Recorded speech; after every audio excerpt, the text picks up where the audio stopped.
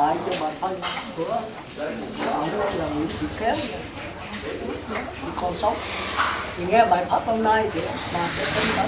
Còn những người cái dông này chết mà những đã siêu rồi thì siêu cao hơn, còn chưa siêu thì phải siêu thôi. Nên nó chỉ con người có hiểu biết như vậy thì ta mới làm được. Thì cái này cũng có sự thông minh khác xuống.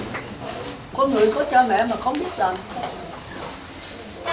thành ra muốn khôn khéo là phải mình, chứ không phải đến ông Phật ơi lại cho con được tay qua này hỏi cho con được thông minh sáng suốt.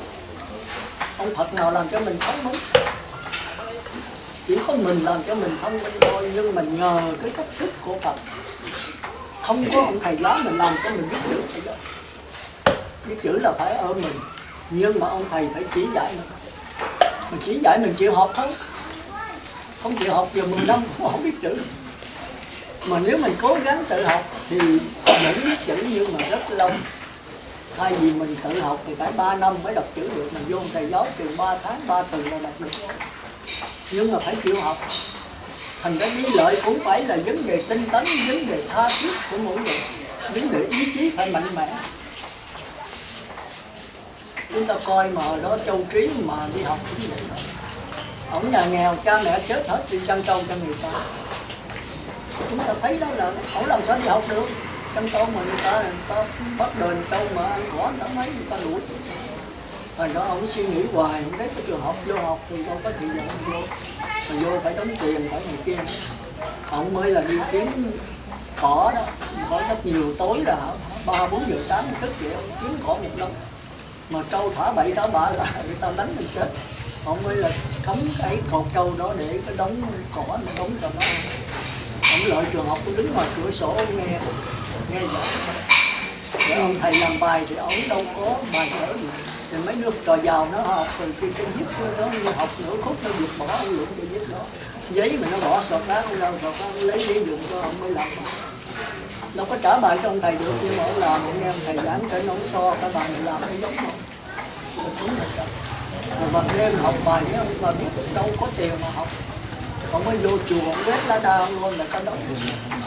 Cái chùa ngày xưa thanh tịnh nó mấy ông thầy chùa Đề Hiền vô có xin ổng ngủ trong đó. Đêm mới quét lá đa đá bồ đề nó khô nó đốt học bài. Thấy cực khổ như vậy. Học sinh học bao nhiêu học bấy nhiêu. Giữ trâu người ta vẫn giữ đàng hoàng, cho ăn đầy đủ, phải thức khuya dậy sớm trước 3-4 giờ thức cái chiếc cỏ, có giờ một đống được cầm cột cái trâu đó cho nay nữa. Thì con nào nó không mọc lùi, mà ổng lợi trường học đứng là cho nó nghe. Còn tới trường mà đi thi mà hãy lên Kinh Đô, hay là bây giờ phải lên Sài Gòn, hay là lên Hà Nội thi.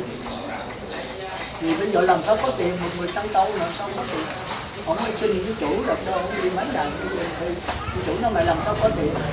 Nói rồi đi theo ông công tận, rồi cho con nhà giàu đi theo sách gói cho nó, nấu cơm nấu nước từ Thiên Kiệu rồi cho nó. Dặn mà lên Kinh Đô thì cái cơm ăn của mấy công tử nó bỏ ra cũng đỡ dưỡng ăn. Thì công tử mà nó bỏ ăn cái gì nó ăn con nửa nó bỏ nửa mà đừng ngon không. Thì ông lượng cái đó ông ăn ông được Thiên Kiệu cho mấy công tử đi tới Kinh Đô. Rồi ông cũng vô nộp đơn ứng thi. Thì đâu có tiền mà nộp đơn thì mấy công tử thấy tiền người ta cho tiền nộp đơn thì chúng đâu có đi. Đến trường đi thi coi đại Trạng Nguyên, tức là nước của qua trong tất cả học sinh. Thì chúng ta thấy con người có trí thì thiếu đủ hoàn cảnh đó. Nhưng mà nhất định là đậu là phải đậu. Thì huống chi mà ta đi học ta đậu cấp bằng mấy ông bà bây giờ đậu Phật. Thì cái nào quan trọng hơn? Quan trọng phải chịu phải làm là những ông ấy mà nhắm cực khổ như trong trí nổi không? Cái nồi đó tôi học rồi lớp 4, lớp 3 có cái bài tôi trí quét lá đa. Tôi coi rồi bây giờ tôi mới nhớ lại là tôi làm cái gì tôi so sánh là chính trong trí. Người ta muốn đậu bằng Trạng Nguyên, mình muốn đậu bằng Phật. Thì ôi thì mình phải lùi đầu còn khó hơn nữa. Mà mình không làm được thì mình làm sao dở hơn một người học trò mà đậu Trạng Nguyên. Vì nhớ không? Thành đâu gặp quý vị đây mà không giảng sanh rồi tôi nhận nước hết à. Quý vị làm biến ha. Đó làm biến quá. Tôi nói đi thẳng. Tôi là xuất gia cũng cực khổ. Tôi vô đây tôi chưa từng biết chơi. Mà tôi xin cha không cho, mẹ không cho, anh em không ai chịu. Mà tôi nhất định đi là tôi đi. Thì nó mạnh vậy đó. Tôi còn cư sĩ mà tôi đi đại học tôi dám ăn chay trường. mấy giờ chủ nhà nấu mặn không mà nói giờ không nấu thì con nấu rồi vừa đi dạy vừa nấu cơm nấu trái rồi nó không dễ nấu cái cơm trắng mà cái này là kiếm đồ ăn vậy mà người ta hủ này kia mình canh rồi nó gửi người ta như vậy mình ăn không có thì rau rác mình để nó mình nhất định là làm được thôi thì sao trời nó thương tôi quá nó nói sẵn là thôi thì mình cảm thì nó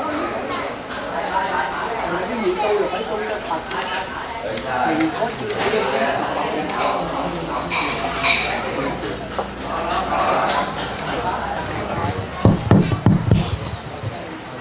đó thì quý vị cố gắng nha. Thành ra có 3 điều thôi. Cái hành thì quý vị làm sao ráng giữ 5 giới. Còn thêm 5 cái nữa sao tôi gặp tôi trả bài ha. Thứ nhất là không sát sanh, ăn tháng 10 ngày chay, còn 20 ngày ăn mặn, ăn tôm cua cá tép. Còn Phật tử nào ngon ăn chay trường luôn để khỏi quên. Để ăn chay có 2 cách. Một là nếu ai mà bận làm việc đó thì làm sao đủ 10 ngày thôi, mùng 1 tới mùng 10 cũng được, hoặc 20 tới 30 cũng được, hoặc là lựa 4 ngày Chủ nhật, còn 6 ngày kia cái nào đó.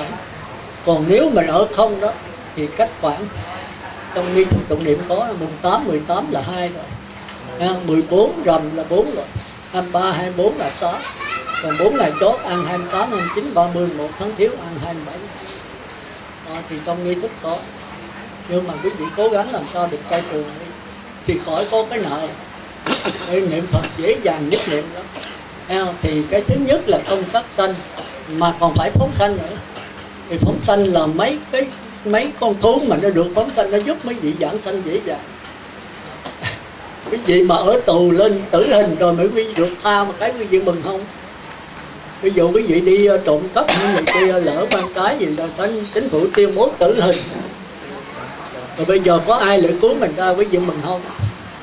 Thì con thú cũng vậy, vô trong lòng là tử hình, sắp sửa bị xé phai, nhổ lông, cắt cánh, cắt cổ. Mà bây giờ mình cứu nó, mình thả nó ra, trời ơi nó cảm ơn mình vô cùng. Thì cái linh hồn nó trước khi mình chết nó giúp đỡ cho nó. Thì tôi nói sơ thôi, thành ra thứ nhất là không sát sanh còn phải phóng sanh. Thứ nhì không trộm cắp mà còn phải bố thí. Tức là mình không lấy của không cho mà còn lấy cho ra. Người ta nói ăn thì hết, mà cho thì còn cái ân nghĩa giúp người ta khi người ta bệnh hoạn, người ta nghèo khổ, mình giúp người ta một miếng cây đói bằng một gói thịt ngon. Chúng ta phải hiểu như vậy. Thành ra chẳng những không trộm cắp mà còn phải bố thí. Cái thứ ba không tà dâm mà còn phải tiết dục. Thì Đức Phật đã dạy mấy ngàn năm về trước, 2000 mấy trăm năm về trước là gia đình 2 con thôi. Trên nữa là phạm giới tà dâm, tức là dâm dục quá độ, không có tiết dục. Tôi thấy giờ chánh thủ cũng giống hệt là ra ngoài đường có dù gái hay trai chỉ 2 là đủ vậy đó, thì cũng giống hệt Đức Phật thôi. Hồi xưa không có rồi thời Bất Gia, thời đó là gia đình là tôi thấy tới 12, 16 đứa con. Thằng chập lát thì chứng tỏ chập lát là 16 thì phạm giới tà dâm. Chúng ta thấy đạo Phật rất là hay. Đức Phật dường như là biết trước hết trơn. Cái cuộc sống nếu mà gia đình mà muốn hạnh phúc là 2 con thôi, trai hay gái 2 đứa là dễ dạy. Còn trên nữa là cha mẹ không có rảnh mà dạy con. Mà nhất là cha mẹ lo cho ăn uống nó không đủ.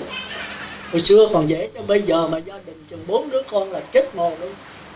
Thất nghiệp dài, nó còn phải đi học, đóng tiền trường nữa, nó bệnh hoạn nữa. Rồi cha mẹ làm sao lo cho nổi. Thành ra chúng ta phải nhớ, tôi nói sơ thôi ha. Còn giới thứ tư là không nói dối, mà phải nói lời chân thật.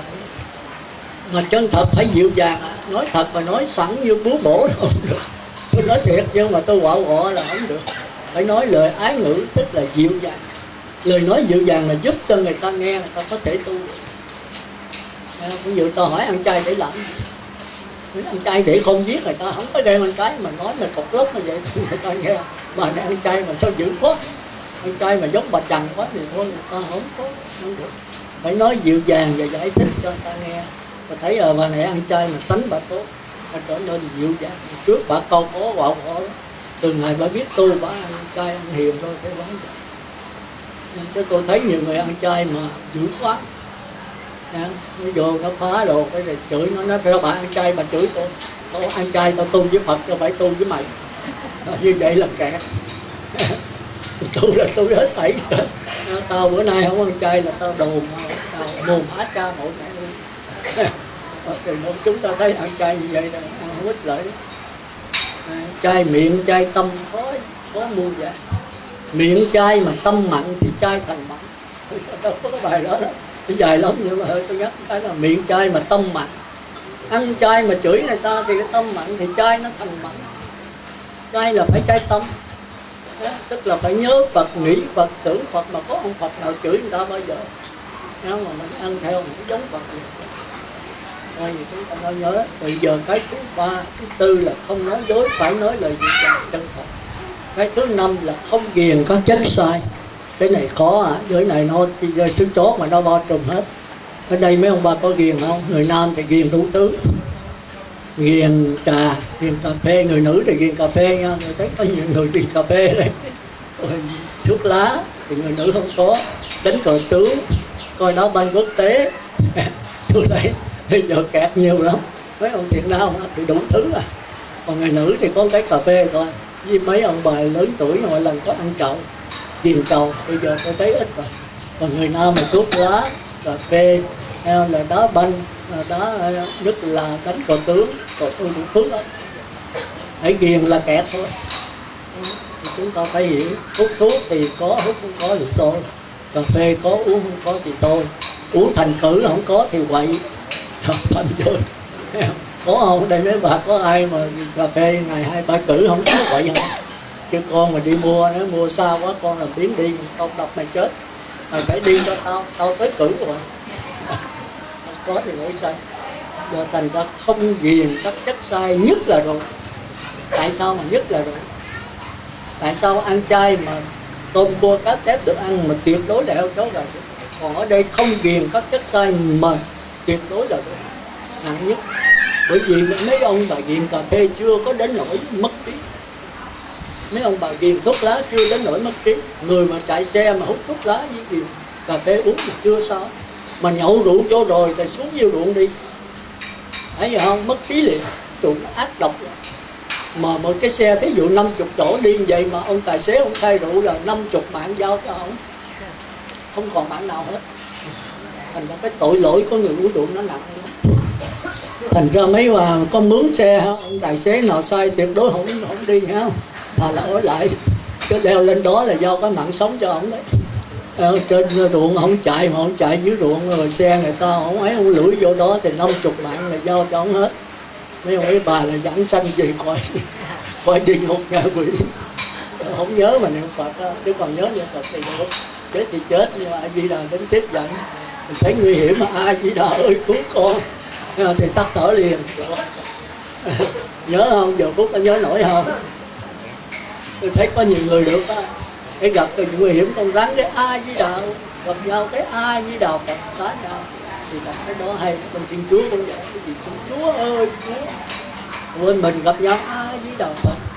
Cái nhớ vậy là tốt đó. Mà niệm đọc A Di Đà cái miệng mà cái tâm nhớ tiền bạc là chết nha. Đó là niệm quỷ. Thì cái tâm phải nhớ Phật, cái miệng niệm cái tâm phải nhớ Phật. Có gì nguy hiểm là cái A Di Đà Phật. Mà lỡ chết rồi tắt thở rồi nhớ A Di Đà rồi bảo đảm giảng sanh. Thành ra vấn đề giảng cách nó dễ. Mình phải tập thành cái thói quen. Nhớ vậy. Thì thôi đó là tôi nói vấn đề 5 giới. Thì một là cần rõ, hai là tương ưng, là tâm ở đâu thì cái miệng niệm Phật ở đó. Ba là chí thiết, là phải chí thành tha thiết. Bốn là nhiếp tâm, ví dụ nó phóng thì mình phải kéo về. Nhưng mà có hai cách kéo mà vui vẻ. Nghe không? Tạp niệm buồn ơi, tạp niệm chào mi, kéo nó trở về. Còn tạp niệm mày là kẻ thù, tao đè mày xuống tao diệt mình thì không nên. Thành ra ai chửi mình cũng vậy, mình tha thứ thì phải dịu dàng. Tha thứ mà sẵn lè, được mày chửi tao 1 lần 2 lần là tao đánh mày, hay là tao lớn hơn mày tao tha cho mày. Mà nói cọc lóc đó mà. Thành ra mình nên nhớ là cái tạp niệm nó khó. Thì cái vui vẻ mà kéo nó trở về. Đó là phần thứ nhất. Đó là hành, tức là giới. Còn định là phần thứ hai, tức là niệm Phật đếm từ 1 tới 10. Niệm Phật khỏi đếm thì chưa có bảo đảm giảng sanh. Nhưng mà muốn giảng sanh đó phải nhờ thêm 3 hội niệm. thì hai người này vẫn giảng sanh như thường thôi. Bởi vì cái ban hội niệm rất là quan trọng. Ở đây không biết có ban hội niệm không, chứ tôi muốn là ở đây có ban hội niệm.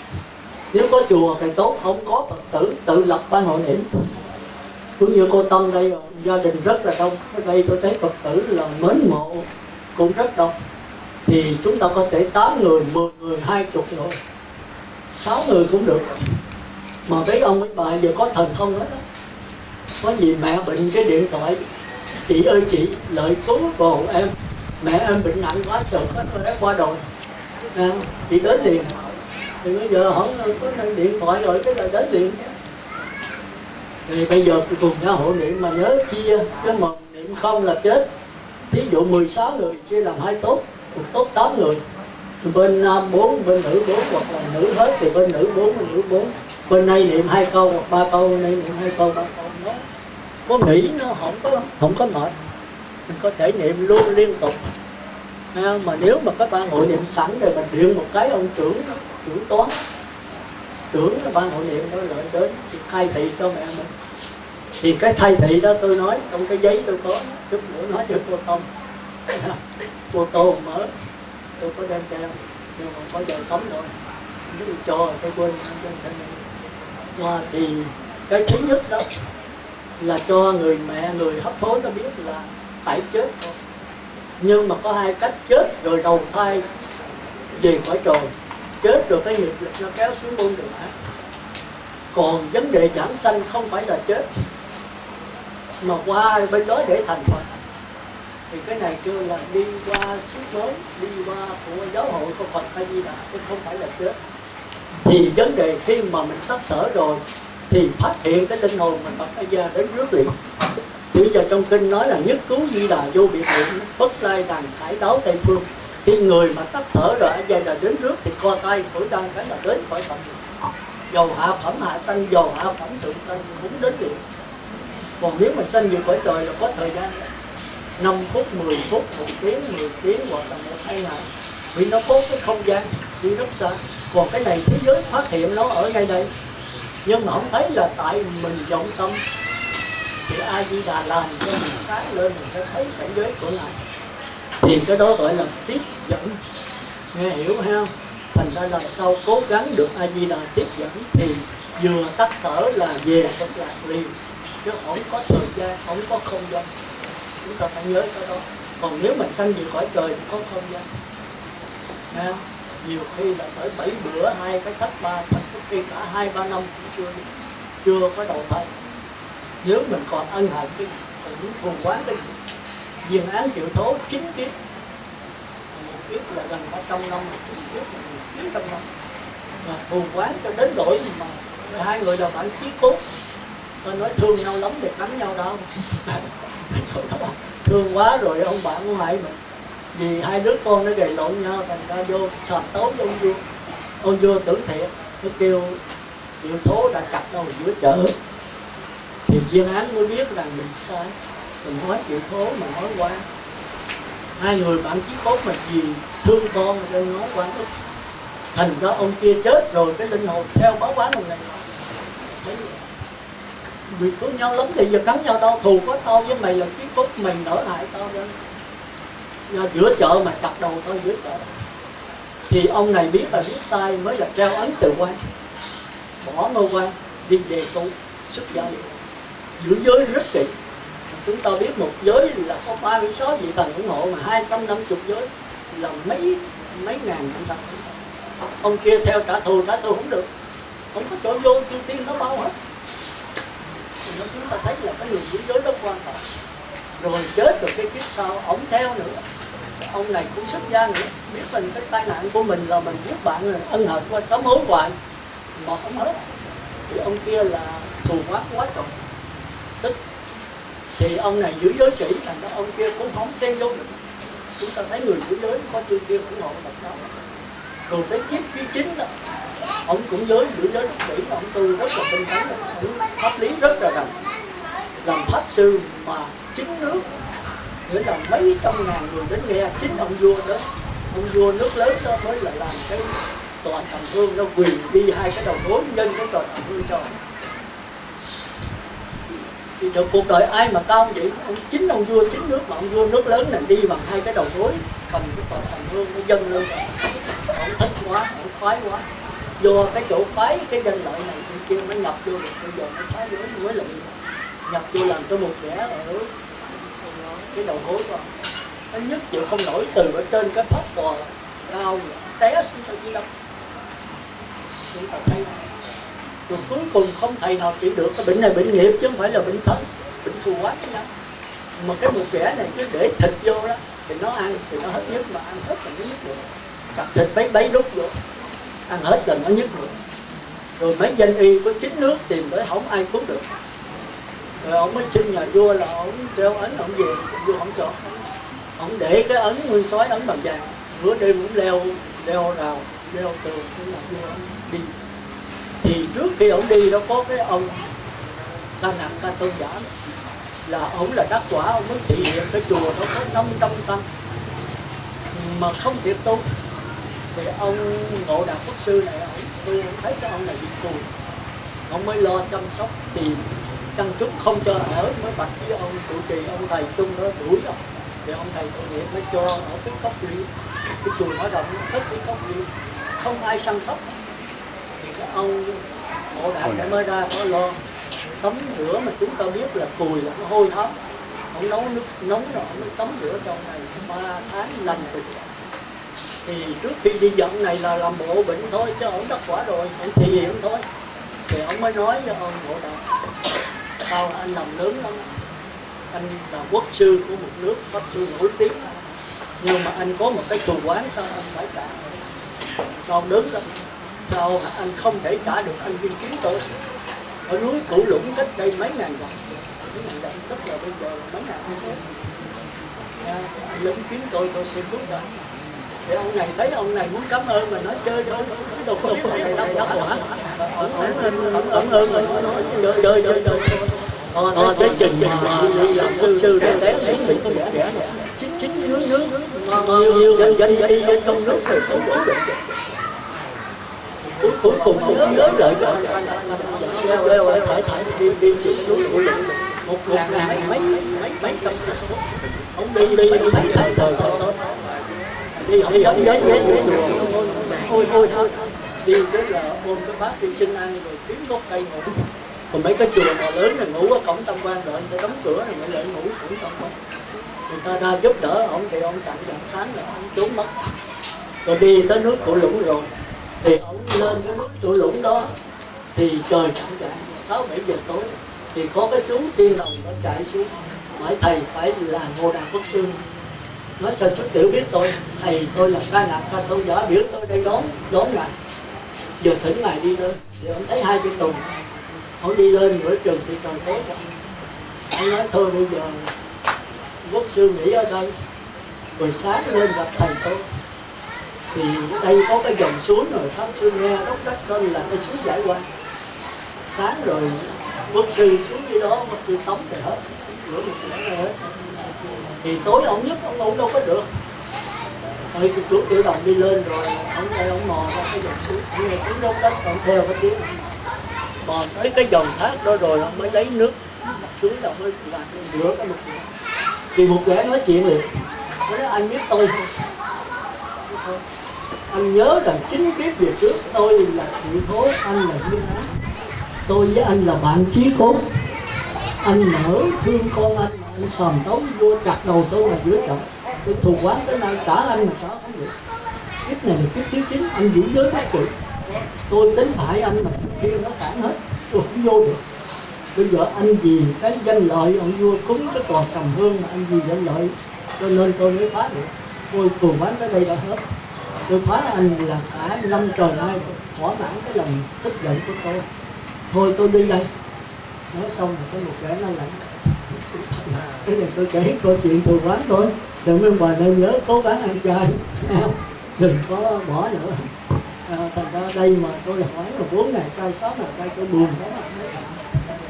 Có 10 ngày mà không làm được thì quá tệ. Rồi tai nạn tới là mấy cái dông nó phá rồi, bây giờ tìm cứu ai cứu mình được? Ông thật bây giờ cũng không cứu được, cái đừng nói là thôi. Chỉ có mình cứu mình. muốn cứu là phải theo đúng lời Phật. Phải ăn chay trường, còn tệ lắm là 10 ngày, nhưng mà tuyệt đối là số lớn không ăn. Vì tố nhỏ nó vẫn phá đấy, nhưng mà yếu tố quá nó làm cái sống mặc cảm cúng người kia, những bị bãi rồi chứ là thôi. Còn cái vấn đề mà bệnh ung thư, bệnh nan y là ít có, cái thứ lớn nó làm. Và trước khi chết nó đòi mạng thì đòi trăm con tép, 1000 con tép đòi mạng chưa. Nhưng mà vài chục con chó, vài chục con gà không mà chết. Thì tùy nó vào mình quyết định lấy đời mình. Đừng có nói là tôi không có ai hết, nhưng mà tôi chỉ đường mấy ông bà thực hành mà không hết tôi chịu tội. Mà tôi chỉ mong bà không thực hành thì nó còn phải chịu lấy.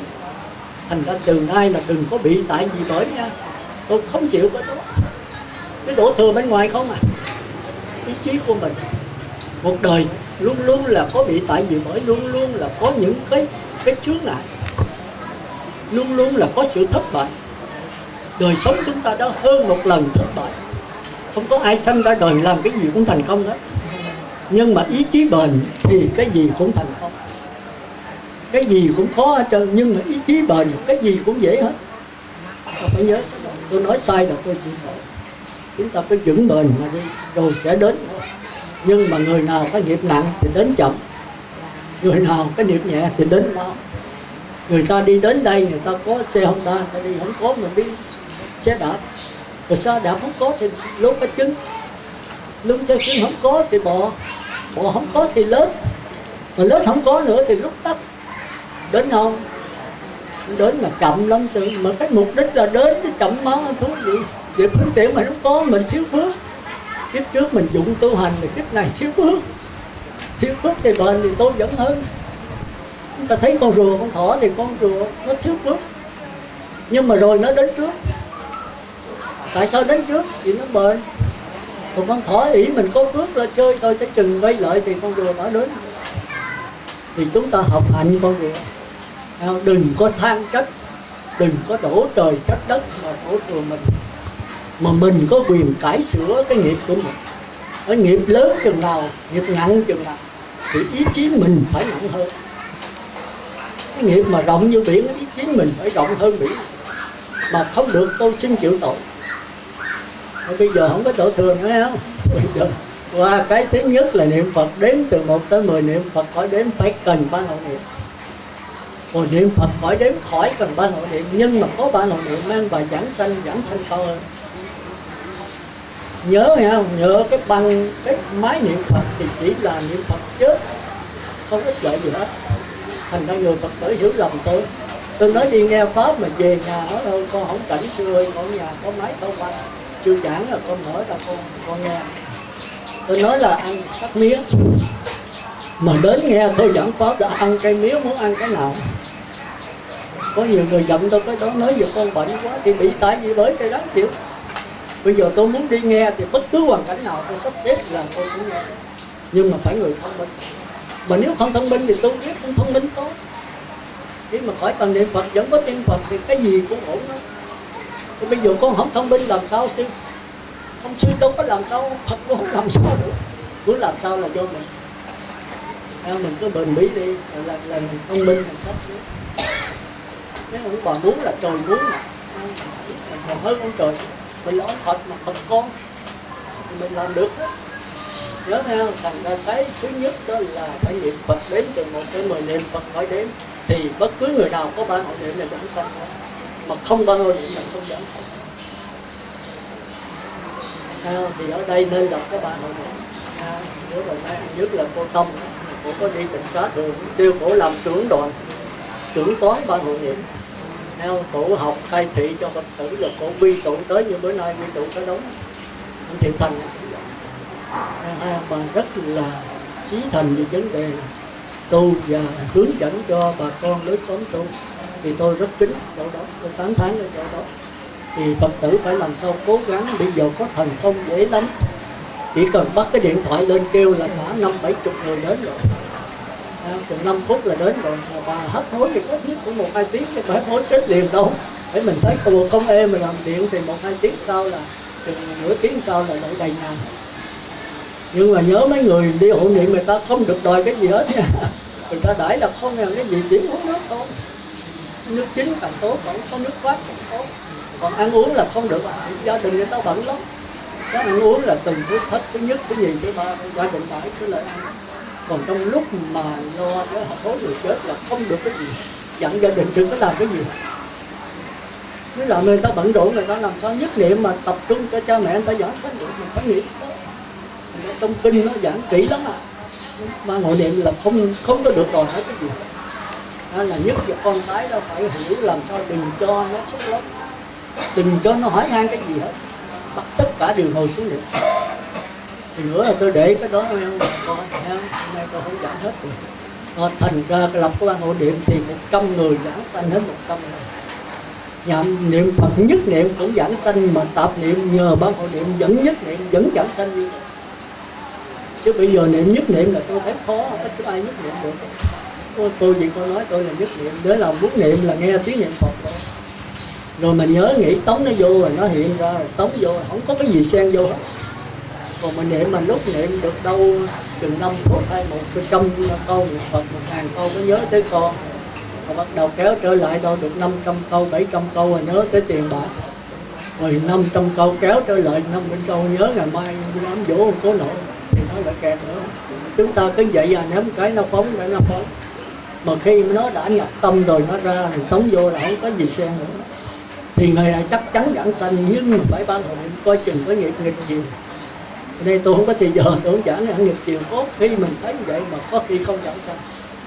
Thì cái vụ mà ở Úc cái cô đó là trưởng ban hội niệm, mà cổ rất giỏi, cổ là trưởng ban, có hiểu Phật hết rất là, nhưng mà thấy 100% giảng sanh, nhưng mà còn có một điều là không giảng sanh. Thì hôm qua tôi có kể là cổ là trưởng ban hội niệm, cổ nắm một cái cơ sở của cổ đó. Bên Úc nó rộng lắm, cơ sở đâu có 50-70 mẫu, 100 mẫu. Cổ đều điều khiển công nhân mấy trăm người. Mà hãy có cái ban hội niệm nào, có người nào sắp được hối là cổ giao cho mấy người đó, cổ đi hội niệm cho. Rất thông minh, mà cổ mới có 30 mấy 40 tuổi, còn trẻ mà đẹp. Thì có ông bạn thì cổ đang điều khiển công nhân vậy để cổ ngã xuống chết giấc, trúng gió ngã. Người công nhân mới đỡ vậy, làm hô hấp nhân tạo, cô tỉnh lại thì hát khẩu, tức là không nói được. Thì chở cổ về nhà, thì nhà ở trong cái công trường của cổ. Thì cổ mới kêu ông bạn lại viết giấy là anh điện ban hội niệm đến điện hội niệm cho em gấp, cho số điện thoại liền. Thì 5-10 phút sau là người ta đến mấy trăm người. Thì chúng ta thấy là niệm Phật biết, cái cách giảng sanh biết rất là rành. Bây giờ ban hội niệm thiện căn phước đức đầy đủ. Thì ông bạn thì không biết đạo, ông phụ lần từ người vợ đến nước nào chồng không có, ấy ở nhà thôi. Thì mới điện cho bên vợ, bên cha mẹ, anh em của bên vợ, cha mẹ anh em của mình. Vô con 50-60 người. Thì chừng 10 phút, 15 phút trời nhẹ hết trơn, mặc dù ở xa vài trăm cây số. Thì chạy chừng nửa tiếng là tới rồi. Thì ban hội niệm người ta đang niệm Phật cố tỉnh rồi, nhưng mà không nói được. Của mình vui vẻ, mặt vui vẻ. Thì khi mà tới anh em cha mẹ đâu có biết đạo, cái tịnh độ nó khó. Cha mẹ thì ôm con cốc, đỡ con dậy hung hít con. Còn mấy đứa con của cổ là lại kéo chân kéo tay của cổ hung hít cổ, hỏi này hỏi kia. Cái đó không tịnh độ là tuyệt đối. Nếu mà còn mới lý gia đình làm sao giảng sanh. Mà cái thân thể bây giờ mà trong chưa 8 tiếng chưa ấy mà đỡ vậy nó nhức chết luôn. Mình không có hấp hối, mình không biết vấn đề đó. Mấy ông bà bệnh một cái nằm một chỗ mà đỡ vậy nó nhức luôn. Thành ra thấy người chết mà chết rồi trong 8 tiếng là không được đụng tới. Thằng này đỡ vậy rồi hung hít rồi mấy đứa con nó sửa mặt sửa mày rồi mẹ lại hỏi thăm con hỏi thăm mẹ thì chết. Ban hội niệm người ta cản liền. Mà chắc cũng có người cản hơi thô tháo, bị đông bằng tới mấy trăm người. Thì gia đình nổi giận, đuổi hết ban hội niệm. Mà cái gia đình thì người ta có quyền, bởi vì con cháu người ta mà, con mẹ của người ta thì người ta có quyền, người ta đuổi hết. Cái đạo gì kỳ cục. Mẹ nó bệnh chết, sắp sửa chết mà không cho nó thăm, không cho nó khóc. Còn con của người ta sắp sửa chết mà không cho người ta khóc, không cho người ta hỏi thăm. Có cái đạo nào thì khôi vậy không? Không có tình nghĩa gì hết. Cái đó là cái quan niệm ngoài đời, để tôi nói cái đạo Phật nó khó chỗ đó. nó đi ngược cái dòng đó. Ơi mấy bà ông bà về hết đi, tôi không cần ai hết. Nó có quyền mà, nó đuổi cho mấy 100 mấy chục người tiêu nghỉu đi ra khỏi nhà, rồi lập tức. Cô tức quá, cô hụt máu, cô chết liền. Cô biết đạo mà, rồi bây giờ nói không được. Cha mẹ anh em mình đã nói vậy rồi, bây giờ đuổi ban hội niệm đi thì cổ buồn lòng. 8 tiếng hồ sau mà máu còn chảy ở miệng. Thay vì giảng sanh mà không giảng sanh. Thành ra pháp môn tịnh độ có dễ mà có. Xá lợi thất, Đức Phật có nói là xá lợi thất há chúc căn lành. Nhân duyên phước đức mà thành đạo sao? Muốn giảng sanh phải 3 điều kiện. Thiện căn là người đó phải chịu niệm Phật. Chúng ta nên nhớ có nhiều người cái niệm Phật không niệm nha. Chịu niệm. Bây giờ cho tiền bạc bao nhiêu không niệm, tôi đi Bạc Liêu cũng vậy đó. Đi quỹ đạo đó thì cho một người một cái gói quà với cái bao thơ có tiền. Phải niệm một câu A Di Đà Phật rồi xong là cái bao thơ đó. Có 3 người là không niệm. Thì không niệm là không cho lãnh, không cho lãnh thì thôi. Rồi có cái bà Việt Kiều mới nói thôi giùm con lại đi, cho con lãnh gói quà này với cái bao thơ, còn cho thêm tiền nữa. Con niệm một câu niệm Phật 1.000 đồng. Nếu con niệm được 100 câu 100.000, 1 triệu câu 1 triệu đồng. Nhất định không niệm là không niệm. Lãnh cái túi rồi có bao thơ điên nữa. Bây giờ nếu mà không niệm đó là ra không lãnh cái gì hết. Cái món quà cũng không cho, bao thơ không cho, không là không, đi ra không. Chúng ta thấy là cái niệm Phật nhiều cái cũng khó. Mấy con người mà thiếu căn là không chịu. Thành ra cái thứ rất là thiện căn. Mà cô này đủ thiện căn, đã là trưởng ban hội niệm mà. Phước đức là điện thoại không đầy 5-10 phút là lợi cả nhà mấy trăm người hội niệm. Phước đức đầy đủ. Nhưng mà thiếu duyên, nghịch duyên. Gia đình, anh em, cha mẹ thì không ai biết đạo gì hết. Đuổi các bạn hội niệm ta đi. Thế là 3 điều kiện mà được có 2. 3 điều kiện cái nào cũng thù thắng niệm Phật là trưởng ban hội niệm. Đất không làm, nó không đủ tài. Phật tử đến cả trăm người hội niệm như vậy là bản thân để sao đi nghe thôi. Dịp không cao. Thiếu một cái là gia đình không có độ. Gia đình chống đối ban hội. Mà chống đối là đúng tối. Nếu ông bà mà không gặp điện thoại mấy ông bà cũng vậy. Trời ơi con tôi chết mà không cho tôi khóc. Mẹ tôi chết mà không cho tôi khóc. Mà thăm lom hỏi han gì cũng không cho hết. Có cái đạo nào kỳ cô vậy? Chỉ có đạo Phật thôi. Không chỉ có là người hiểu đạo lắm mới đi tới. Thành ra tôi khuyên mấy ông bà niệm Phật cũng phải cố gắng độ gia đình. Gia đình là quan trọng. Cái ban hội niệm không bằng gia đình đâu. Gia đình ta có quyền hết. Bởi vì người ta là con người ta, cha mẹ người ta. Ta đuổi cho ban hội niệm phải tiêu nghỉu rút lui. Thì mình nhớ ha, đó là cái điều thứ hai là cố gắng niệm Phật, đếm từ 1 tới 10 niệm Phật phải đếm thì phải cần ban hội niệm. Thì ở đây nên lập ban hội niệm. Tôi năn nỉ ông Thượng Thành với cô Tâm cố gắng lập với ông với bà cố gắng tiếp tay. Chứ còn mà điện đi Trà Vinh thì được, mà từ đó xuống đây 60-70 cây số thì bây giờ có điện thì 2-3 phút đi tới rồi. Nhưng mà đi xuống đây thì hơn nửa tiếng, tôi nghe nói cũng 2 tiếng đồng hồ. Nó chạy không đỡ cũng tiếng mấy 2 tiếng thì chết mò. Mình ta đây, mình ta đi về, các bạn cũng chết thì thôi lập ban hội niệm gần lối xóm đây. Cách nhau chừng 5-3 cây số rồi. Thì cũng ít nhất cũng là 80-90% đó. Nếu mà bà chịu khuyên nữa thì ai không chết. Ai cũng chết.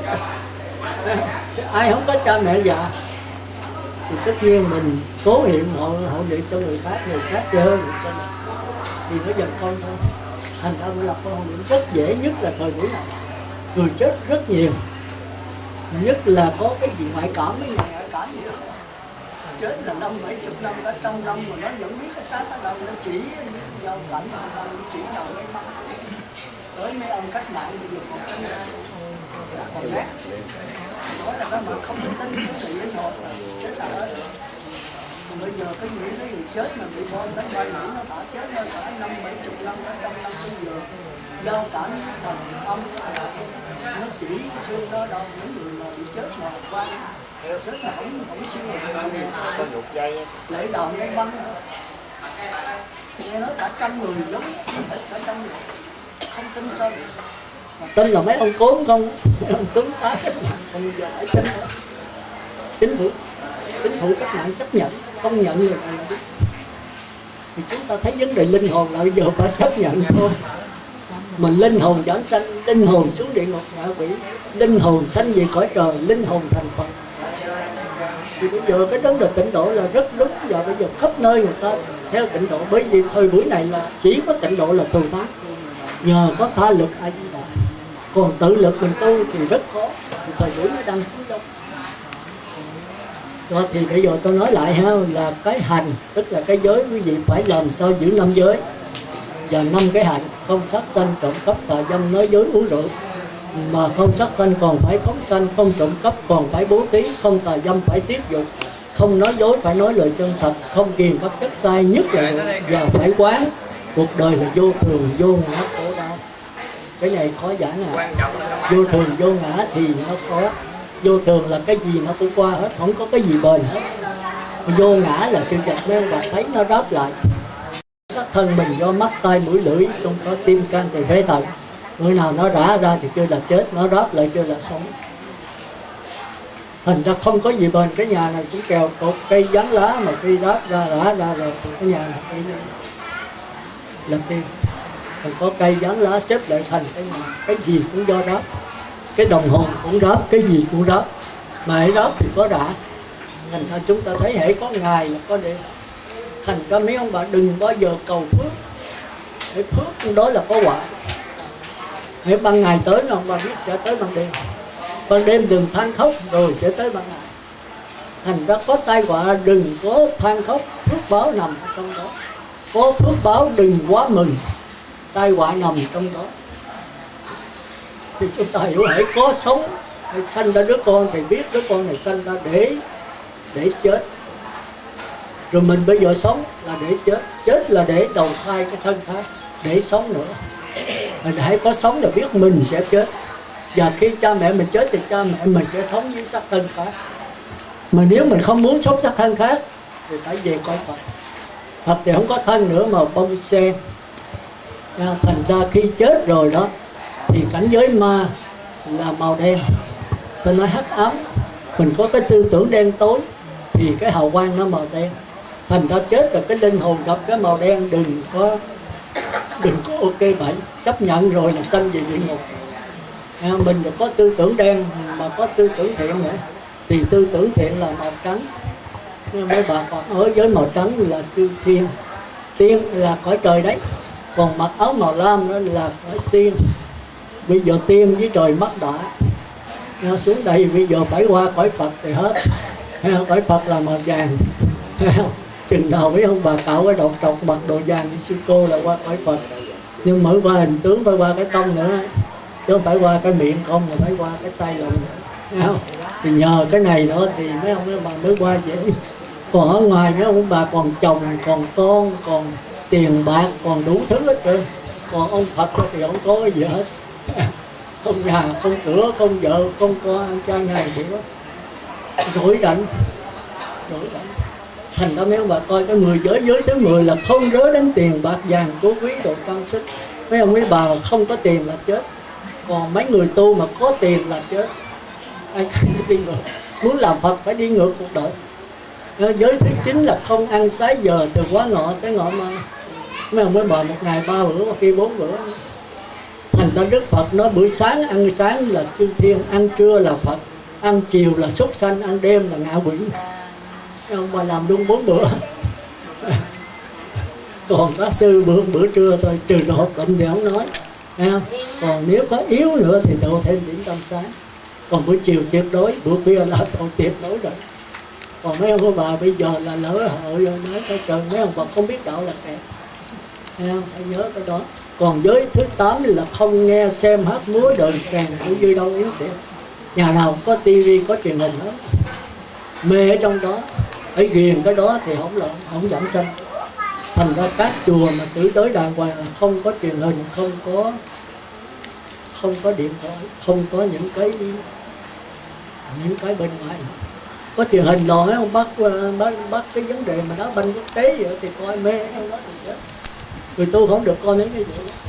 Không được ca sang hát múa là nghe giọng cổ, nghe tân nhạc, mùi rượu này kia là chìm trong đó là chết. Thành ra ông Phật là không có dính mắc gì đó. Nhân Phật, người với chữ Phật bên là Phật. Còn ông Tiên là người với chữ Sơn là núi, ông Tiên ở trên núi, ông Phật thì ở đâu cũng được, ở đâu cũng phải đừng dính mắt. Còn mấy ông bà dính mắt tình tĩnh, không ngồi ghế cao nằm chịu động, mấy ông bà về ngồi võng, rồi ngủ cái đi băng, rồi ngồi cái ghế bành có lốt này kia, rồi ngồi xích đu cà lắc ông Phật đó chúng ta được, phải hiểu. Thành ra mấy ông bà thấy cái giữ giới kỹ thì chư thiên ủng hộ mình, thì sau khi chết rồi đó chư thiên nó giúp mình giảng sanh. Còn mình giữ giới không kỹ, mình giết loài súc sanh thì loài súc sanh đòi mạng. Cứ giảng sanh nói không biết đền mạng tôi, ở lại với tôi trảm quán cho rồi mới đi. Thì ông bà thấy vấn đề giữ giới rất là quan trọng, vì tôi mới nói một giới 36 vị thần ủng hộ. Còn mấy ông bà đến hộ niệm đó thì mấy ông bà niệm Phật với 180 chư thiên ủng hộ. Còn cái máy niệm Phật là niệm Phật chết, cái máy không có linh hồn, kẹt lắm mình mới dùng máy. Thành ra ba ngồi niệm rất quan trọng. Một người niệm Phật, một người còn sống Phật tử lại niệm Phật hơn 1000 cái máy. Mở 1000 cái máy niệm Phật không bằng được nữa. Vì nó không có linh hồn, mà không linh hồn làm sao thúc đẩy người hấp hối giảm sanh được. Nó là địa ngục mà, thấy đâu biết nói, biết ăn uống gì đâu. Còn một người niệm Phật này giữ 5 giới cho kỹ đó, người ta tới 180 như kia ủng hộ. Mà nói gì 7, 80, 100 thì thôi là người này rất giảng sanh, rất dễ giảng sanh. Nhưng mà bà phải ngồi chiêm nghiệm cho kỹ mới thấy cái ban hội niệm tối ưu quan trọng. Tôi để ý rồi đó ha, thì trong kinh rồi viết với mấy mà giữa âm rồi ông viết lại, có ban hội niệm đến người này không giảng sanh vẫn giảng sanh. Chính ở đây ông Dân Tuệ vậy, thì nghe nói lúc ông chết rồi ông ăn trúng thực bữa chết, thành ra cuối cùng là cái bụng còn nóng, tức là giảng sanh về ngạ quỷ. Thì điện á, tôi lúc đó ở Đà Lạt, tôi nói hội niệm tiếp đi. Sao mà ông mất rồi, hội niệm 8 tiếng rồi, để 2-3 bữa niệm rồi đi tới lò thiêu, niệm luôn tới lò thiêu, đừng có vắng bữa nào hết, đừng có vắng giờ phút nào hết. Thì ở Trà Vinh tới mấy trăm người, thì sao chuyên nào mấy ông bà có thần thông có điện. Bên 3 người cũng được 6 người, mà 8 người, nếu đông thì 8 người. Bên đây điện 4, bên đây điện 4. Rồi tới mệt rồi cái điện cho cái ban khác lại, có lợi rồi mình về. Cứ như vậy bây giờ làm 1 tháng cũng không mệt. Thiệt, nó bắt đầu ở điện 8 tiếng rồi đi tới đầu tiêu, ống bắt đầu nóng trở lại, trên đỉnh đầu nóng. Thì chúng ta thấy chuyển nghiệp người chết như vậy là ban hội niệm giúp đỡ. Ông là Phật tử mà, ông là ông là trưởng ban hội niệm. Thì tôi nhắc lại ông, lỡ là cái nghiệp chiều lại ông, mà những người mình chuyển nghiệp thì cái ban hội niệm rất là quan trọng. Thành ra niệm suốt tới 8 tiếng rồi đi tới đầu tiêu, cuối cùng có mấy trăm người. Sao lạ? Mà nghe nói tới mấy ngàn, ở nhà không biết lấy con mớ, rồi Phật tử rồi lợi sàn lợi thấy còn mớ nữa mà ai mấy đến vậy. Thì tôi nghe nói vậy thôi. Thì chúng ta thấy vấn đề tịnh độ trong cái thời buổi này rất là quan trọng. Thành ra ở đâu cũng có thể giảng sanh được hết. Nhưng mẹ ông bà phải tập niệm ngay bây giờ, là tập lập cái ban hội niệm. Lập sẵn đi rồi mình quen rồi. Còn không lập cái chừng đó quýnh quán thì không giúp đỡ gì ai được. Thì chết là mạnh cái nghiệp nó kéo đâu chết rồi, uổng cái đời tôi. Tôi đã nói rồi, Đức Phật đã nói 1 người giảng sanh 1 người thành Như Lai, 100 người giảng sanh 1 người thành Phật Như Lai. Còn để chúng ta xuống địa ngục ngạ quỷ chừng nào mới lên được thân người. Mà thân người là quý hơn thân trời sung sướng quá, không tu. Giờ có cõi trời không có Phật Pháp, cõi này có Phật Pháp là chúng ta có phước báo rất nhiều. Thôi, vậy thì ở đây cũng tạm rồi ha. Vậy thì Phật tử ấy thì nhờ cô Tâm với Tiện Tầm, hai ông bà là đến Tịnh Xá Trường Nhất, là con người rất là chí thành trên vấn đề tu, và cũng biết cách để giúp đỡ bà con nữa. Thì hôm nay có cái buổi nay là cũng nhờ Tiện Tầm và cô Tâm. Thì mấy ông bà nên họp nhau lập cái ban hội niệm. Rồi những cách thức này kia đó thì hỏi cô Tâm với ông Tiện Thành. Tiện Thành có ít đi cô Tâm ít đi nào chiếu là Phật thất nào cũng thấy cổ là tiên giáng thế. Chừng đó rồi mới có những cái giấy mà tôi ấy lên Tịnh Xá đem phát cho bà con ở đây. Rồi chúng ta nên lập nhau, nếu ấy thì có thể là gia đình bận rộn thì mỗi cái chủ nhật chúng ta họp nhau gia đình nào đó, tập niệm 1 tháng 4 lần thôi. Thì chủ nhật thì thường thường có con cái thì nó về nó đi học nó nghỉ đó, thì rảnh nhau họp nhau, ví dụ nhà cô Thiện Thành chẳng hạn, hoặc là lợi nhà ai mà rộng rãi mát mẻ về ở đây thì mát rồi. Cái số này là tôi thích đó. Trên lầu nó nóng ghê, nó dẫn lên cũng hay. Thành ra quý vị ngồi cũng thấy khỏe, tôi ngồi cũng khỏe. Tôi thì không chịu quạt máy, nhưng mà quạt trời thì tôi rất thích, chỗ là tôi khỏe lắm. Còn quạt máy hồi là tôi về tôi cản à. Cái gì máy lạnh cũng vậy, tôi không có hợp, mà máy lạnh của trời thì tôi hợp. Thì tôi ngồi thiền ngoài trời không à. Bây giờ tôi hợp với ông trời, hợp với thiên nhiên. Quý vị có nên tập sống với thiên nhiên. Vậy thì tôi cũng tha thiết yêu cầu làm sao đây có 3 ngày nữa, để rồi tôi về Cực Lạc tôi ngồi tôi đợi. Người nào về là tôi mừng vô cùng. Còn vắng mặt thì tôi buồn, mà tôi buồn là tôi nhận nước. Tôi trở lại đây tôi kiếm, nhớ ha. Cái chừng đó ở đây thì khổ, sanh già bệnh chết, thương yêu phải xa lìa những người thân mình mất đi, những người thù oán gặp gỡ hoài. Rồi cái xác thân ô trượt này nó thật ra đủ thứ lắm. Chúng ta thấy đau khổ. Thế giới Cực Lạc là không có chết, không có cha mẹ, mỗi người một cái bông sen, ngồi trong đó lấy bông sen làm xác thân, còn cái gì quý giá cho bà. Vậy thì trước khi dứt lời một lần nữa thì tôi cũng cầu chúc cho ông Phạm Văn Thơi 78 tuổi, ông Nguyễn Văn Lân 32 tuổi, ông Nguyễn Văn Cò 94 tuổi. 94 là thọ quá xá. Phật có 80, ông tới 94 là hơn Phật có 14 tuổi. Còn cầu an cho bà Nguyễn Thị Khéo, của bà từ đây cái gì thấy không? Thì pháp danh Diệu Thành 84 tuổi, bà Phạm Thị Đồng pháp danh là Như Mẫn 68 tuổi. Bà đây không? Không phải hả? Không phải Phạm Thị Đồng đó hả? Thị Đồng bà. Đây là Nguyễn Thị Khéo đó, bà này phải không? 84 tuổi, hơn Phật 4 tuổi rồi. Còn bà Đồng mới 68 rồi. Sống tới 80, 12 năm nữa thì theo Phật, đi về Phật. Nghe không? Thì đó là tôi nói riêng về tín chủ và pháp hội của chúng ta, cũng như toàn thể pháp giới chúng sanh. Cũng đến đây niệm Phật 10 phút để nhờ Phật gia hộ cho chúng.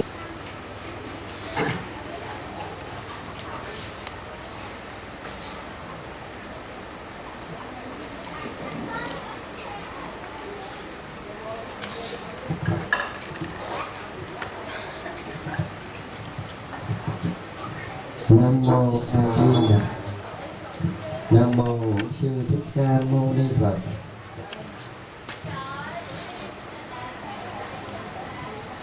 Kính bạch chư tôn đức tăng, vừa qua chư thượng tọa đại đức tăng đã quan hệ chứng minh cho buổi cúng dường trai tăng để hồi hướng công đức lành, cầu an cầu siêu cho cụ quyền thất tổ, cha mẹ nhiều đời nhiều kiếp của chúng con. Và sau đó thượng tọa còn ban bố cho hàng Phật tử chúng con một thời pháp lành để thức tỉnh cho chúng con. Vấn đề thứ nhất là vấn đề cầu an cầu siêu, không thể tách rời. Vấn đề thứ hai là vấn đề sống chết, phước họa, là vấn đề hiển nhiên trong cuộc sống đời đối đãi. Có sống là phải có chết, có mai thì phải có rủi, không thể tránh được. Vấn đề thứ ba là vấn đề tái sanh xác thân này, mình sẽ đi đầu thai theo nghiệp thức và ác nghiệp mà linh hồn mình tạo ra. Vấn đề thứ tư là vấn đề con người phải biết tu tập để đầu thai theo ý muốn, mà pháp môn niệm Phật là pháp môn để dễ tu hơn hết, và phải niệm Phật cho được nhất niệm và có phát nguyện giảng sanh A Di Đà. Con thượng tọa đã ban bố một thời pháp lành khai thị cho chúng con để cuộc sống được an và chín chắn, để làm cho những ai được nghe ghi nhớ và thực hành theo. Vâng, chúng con nguyện xin khắc cốt ghi tâm những lời dạy bảo, nguyện cầu hồng ân tam bảo gia hộ cho quý chư tôn đức tăng sức khỏe an cư yên trường, và mãi mãi là ngọn hải đăng soi dội cho và đi đến giải thoát. Kính thưa quý Phật tử, lát nữa sau khi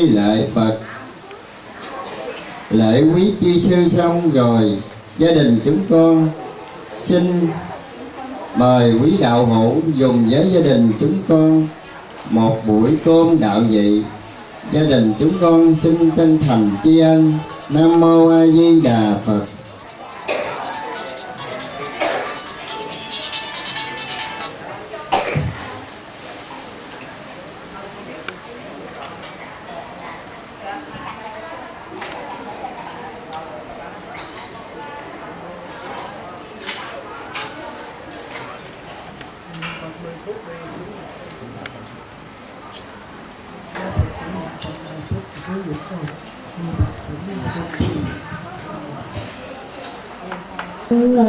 Chủ viên ở công nước thanh đầy vơi tự sẽ lòng thỏa miền đất tự.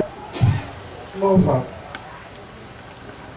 Kính bạch chư thượng tọa cùng chư đại đức tăng chứng minh cho Phật tử chúng con niệm Phật cầu vãng sanh Tây phương cực lạc, và chúng con cũng xin nguyện hồi hướng công đức lần này sớm giác ngộ trên đường chánh pháp, tinh tấn tu hành, phát tâm Bồ đề, nhất tâm niệm Phật, đồng vãng sanh Tây phương cực lạc. A Di Đà Phật.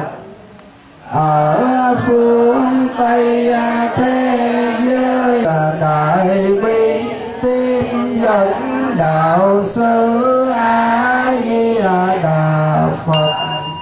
A Di Đà Phật. Nam mô A Di Đà Phật. Nam mô A Di Đà Phật. Nam mô A Di Đà Phật. Nam mô A Di Đà Phật. Nam mô A Di Đà Phật. Nam mô A Di Đà Phật. Nam mô A Di Đà Phật. Nam Di Đà Phật. Nam Đà Phật. Nam mô A Di Đà Phật. Nam mô A Di Đà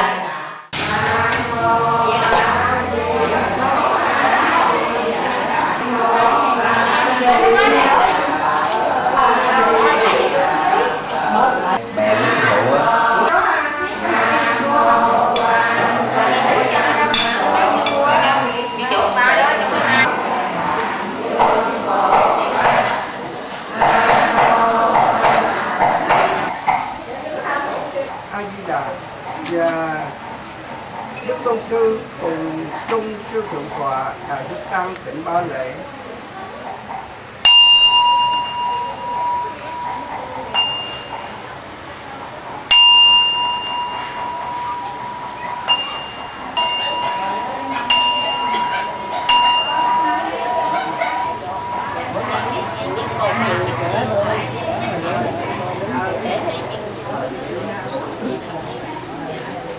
Chưa còn nhớ con không? Hồi đó có được mà chưa có đâu. Hồi đó cỡ 30 năm trước á, ở trên Long Lộc có hai cái bà đang đi nghỉ nhau, ăn chay trường. Mỗi khi bà này tắt Nhớ rồi, mà nói tôi nhớ. Mà cô không có để lên không bao nhiêu, có được chưa? Thật không có nhớ đâu chị. Bởi vì cái tôi đi bỏ chức là 20 mấy năm mà đâu có nhớ, tôi nhớ tôi đâu có đi được. Biết không?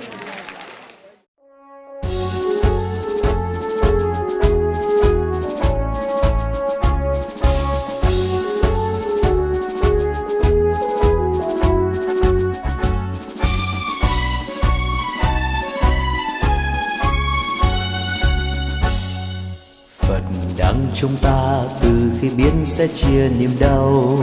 Phật đang trong ta từ khi biết nhiếp tâm niệm Phật. Phật đang trong ta miệng hoan hỷ nói câu từ bi. Phật đang trong ta bàn tay nắm với muôn bàn tay. Phật đang trong ta từ khi ấy xóa tan sầu bi. Phật đang trong ta từ khi ấy pháp thân an vị. Phật đang trong ta miệng không nói đến câu thị phi. Phật đang trong ta bằng ánh mắt chứa chan từ bi.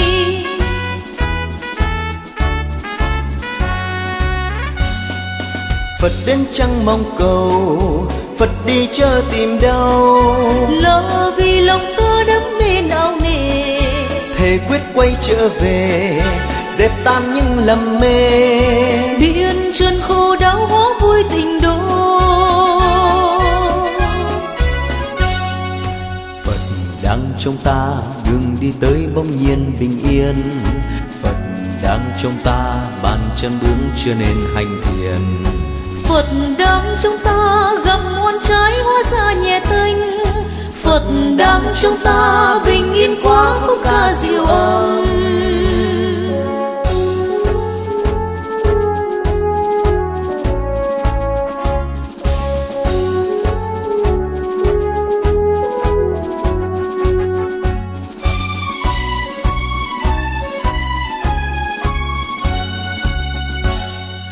Phật đang trong ta từ khi biết sẽ chia niềm đau. Phật đang trong ta từ khi biết nhịp tâm niệm Phật. Phật đang trong ta miệng hoan hỷ nói câu từ bi. Phật đang trong ta bàn tay nắm với muôn bàn tay. Phật đang trong ta từ khi ấy xóa tan sầu bi. Phật đang trong ta từ khi ấy pháp thân an vị. Phật đang trong ta miệng không nói đến câu thị phi. Phật đang trong ta bằng ánh mắt chứa chan từ bi.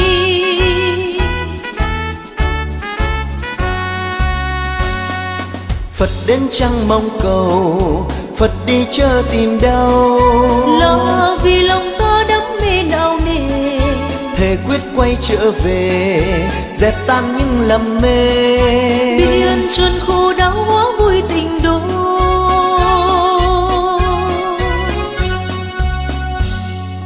Phật đang trong ta đường đi tới bỗng nhiên bình yên. Phật đang trong ta bàn chân bước chưa nên hành thiền. Phật đang trong ta gặp muôn trái hóa ra nhẹ tênh. Phật đang trong ta bình yên quá khúc ca diệu âm. Phật đang trong ta gặp muôn trái hóa ra nhẹ tênh. Phật đang trong ta bình yên quá khúc ca diệu âm. Phật đang trong ta gặp muôn trái hóa ra nhẹ tênh.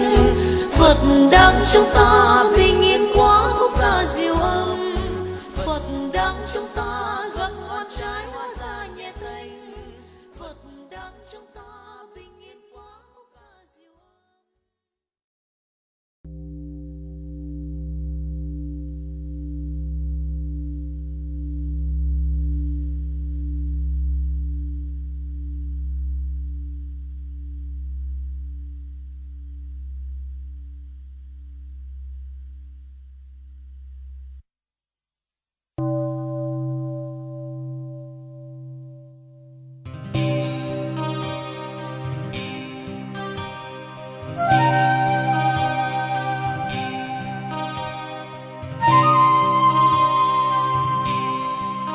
Nam mô Đại Từ Đại Bi Quán Thế Âm Bồ Tát.